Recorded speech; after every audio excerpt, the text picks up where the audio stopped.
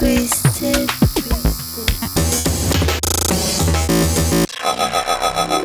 Tools. Hello and welcome to the main instructional video demo for Vortex by Twisted Tools. This video is intended to be a video manual to help you get started. If you would like more details or would like to see Vortex in use, please download our documentation from the product page or check out our video section of our website at www.twistedtools.com.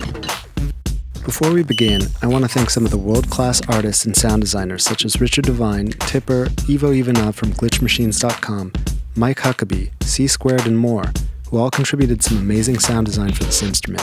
Please visit our site's link section to find out more about these great artists. Vortex is a 6-track and 6-voice granular sampler and sequencer for Native Instruments Reaktor 5.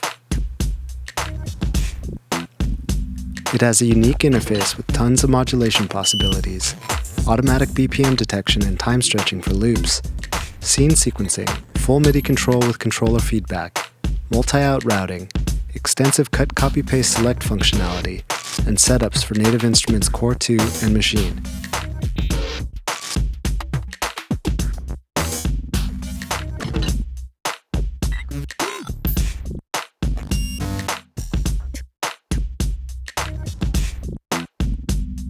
Twisted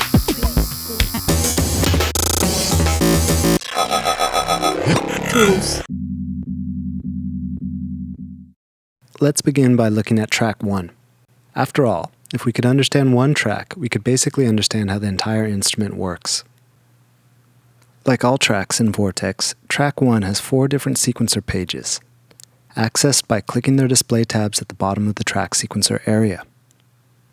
Also, each track has a unique set of parameters with color-coded modulation knobs found below the sampler waveform display area. Let's look at this more closely, beginning with the 4 sequencer pages. Twisted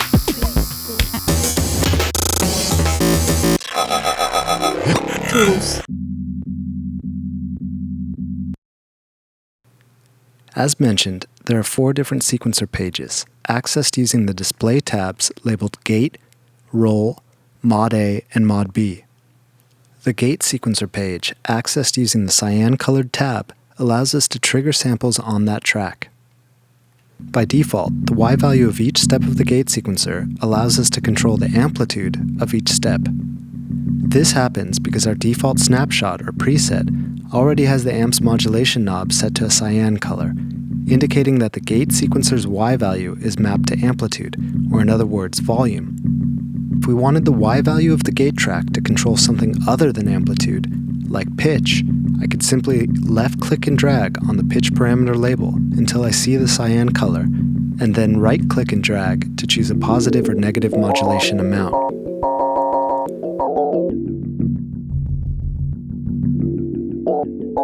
To set the modulator to 0, right-click.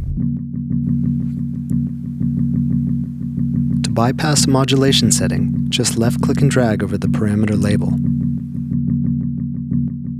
Let's look at our next sequencer page, the orange Roll sequencer.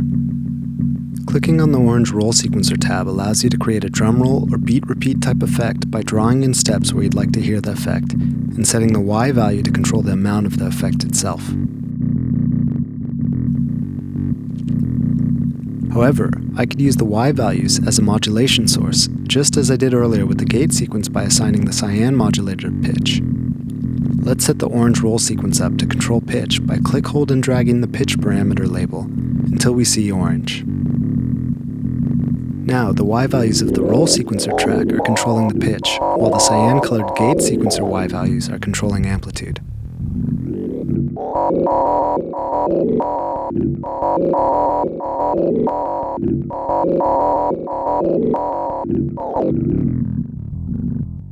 Next, let's look at the Mod A and Mod B sequencer pages.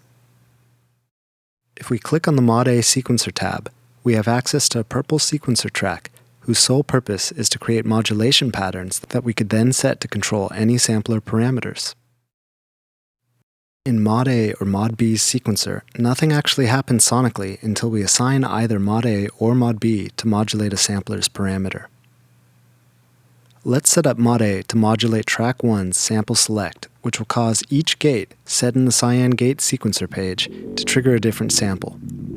To do so, simply drag the sample parameter label until we see purple and adjust the amount.